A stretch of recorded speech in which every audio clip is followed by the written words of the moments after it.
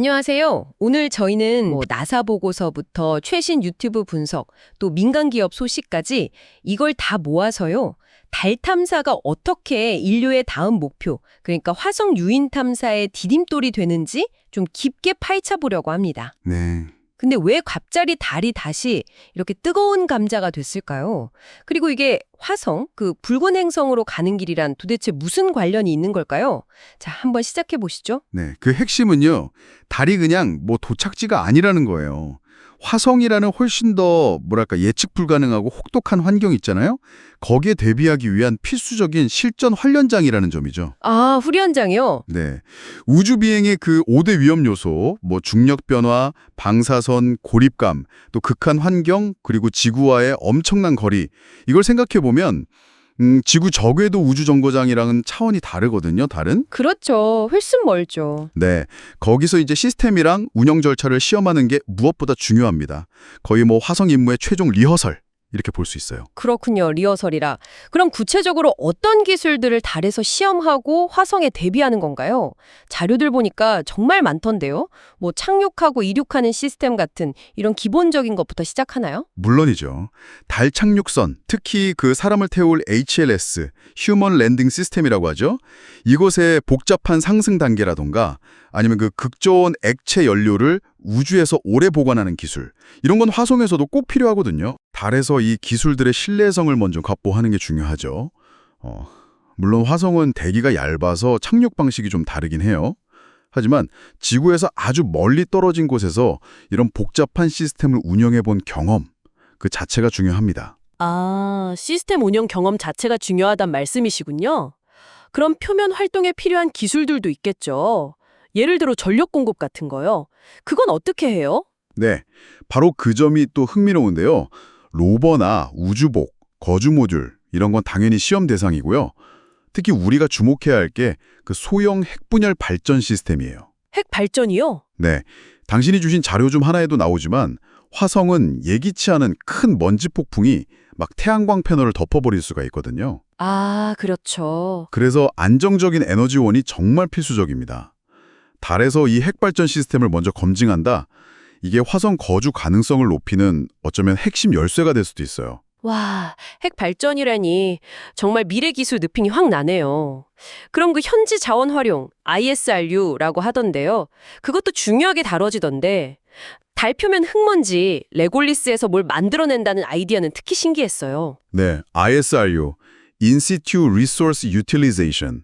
이게 화성 탐사를 계속 이어나갈 수 있느냐, 그 지속 가능성을 좌우할 핵심 기술입니다. 화성에서는 이미 그 퍼서비어런스 로버에 실린 몫이라는 장비가 대기 중 이산화탄소로 산소 만드는 실험, 그거 성공했잖아요. 네, 뉴스에서 봤어요. 달에서는 한 발 더 나아가서요. 레골리스에서 강철 같은 구조물을 만들고 그 과정에서 나오는 부산물로 산소를 얻는 연구, 이런 걸 하고 있어요. 오, 산소까지요? 네. 이 산소는 그냥 호흡용뿐만 아니라 화성으로 가는 로켓 연료를 현지에서 생산한다. 이런 게임 체인저가 될 가능성까지 있는 거죠. 현지에서 연료를 만든다. 와, 진짜 공상과학 같기도 한데 실제로 연구 중이군요. 근데 이런 엄청난 계획들을 나사 혼자서 다 할 수 있나요? 국제 협력이라든지 민간 기업 역할도 중요할 것 같은데요? 아, 정확히 보셨어요.